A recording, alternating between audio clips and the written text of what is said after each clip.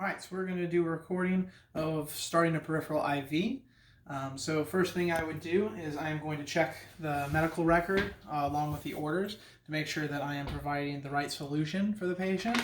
This comes in a sealed package, so I'm going to remove the solution, check it with the orders, make sure it's the right percent and solution, make sure there's no precipitates in it, check the bag to make sure there's no breaks in it, and also check the expiration date, and that all looks good. So then I'm going to introduce myself and identify the patient, and also perform hand hygiene. I'm going to be explaining to the patient what I'm going to be doing and why I'm going to be doing it, and I am going to provide privacy for the patient by either closing the door or pulling a curtain closed. Once I identify the patient, I'm again going to double check, make sure that I'm giving them the right solution for the right patient. I am going to label the solution with the patient's name, the date, and the time. And then I am going to start getting all of my packaging open.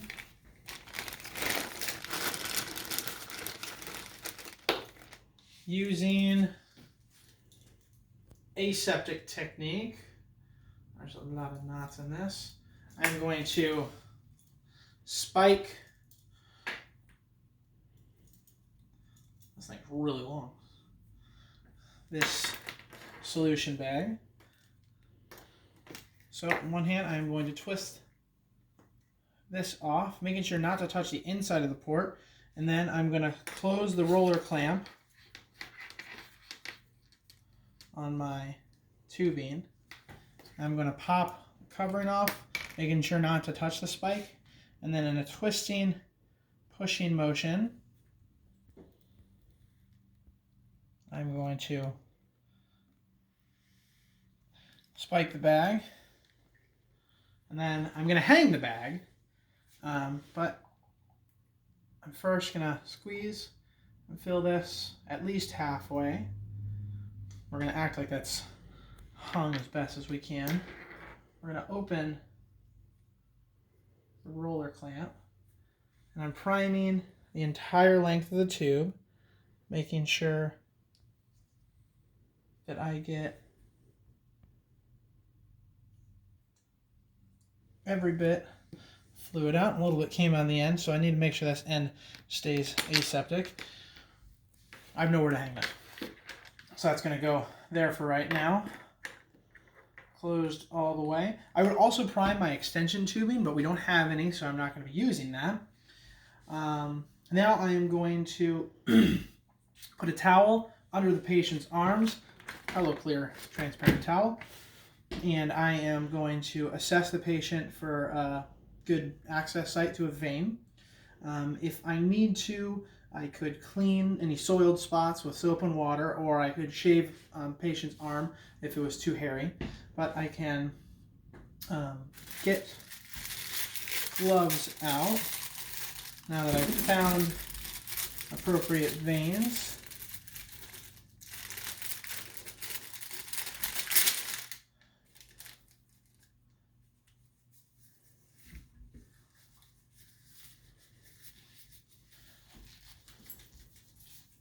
Baby gloves that tore.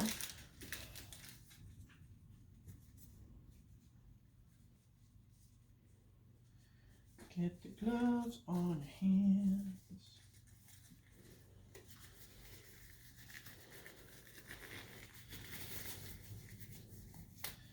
All right, that packaging out of the way. So I found the vein that I'm going to be using. So now I'm going to apply my tourniquet 3 to 4 inches above the site that I'm going to use.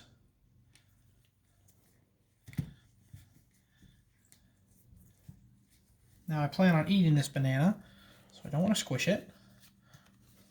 So I normally have that extra tight, hard to do with a banana.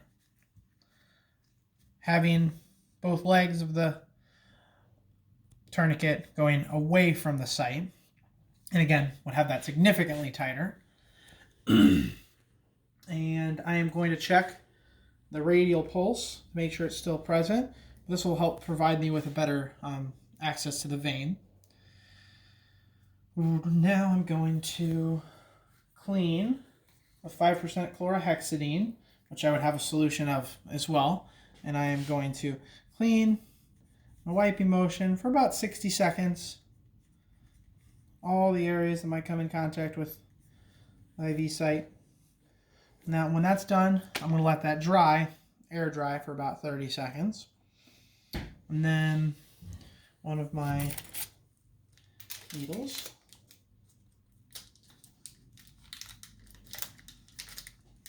Pop that out.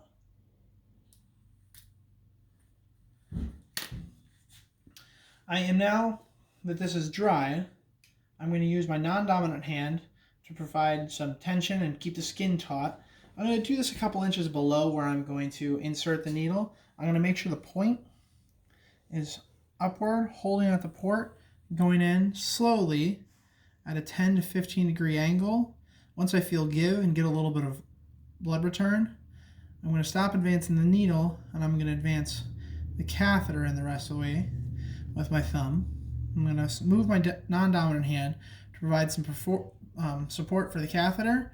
I'm going to retract the needle, and then I'm also providing pressure with my non-dominant hand to make sure blood isn't coming out. Now if this is done, I can loosen my tourniquet. The extension tubing, which I flushed with or primed, would be what's going on now, but I don't have that, so we are going to attach this port.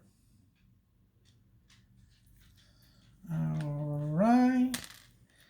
And I'm still holding that in place. And now I can briefly let go so I can take my transparent dressing and apply it above the port.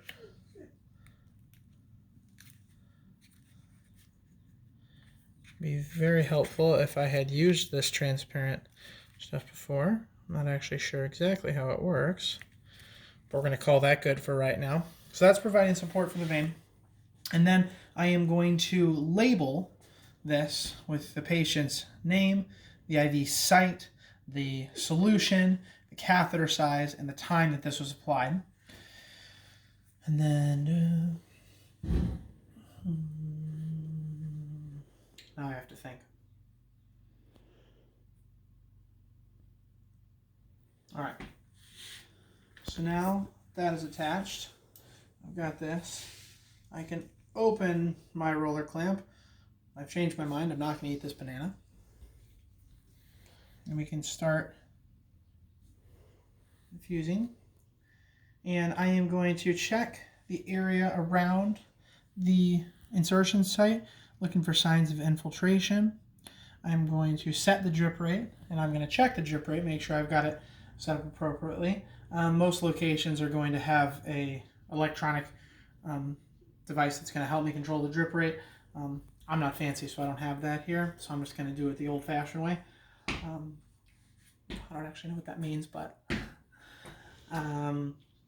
once this is done, I can come back in about 30 minutes, providing that all this is appropriate, and can again reassess the drip rate and the insertion site for signs of infiltration.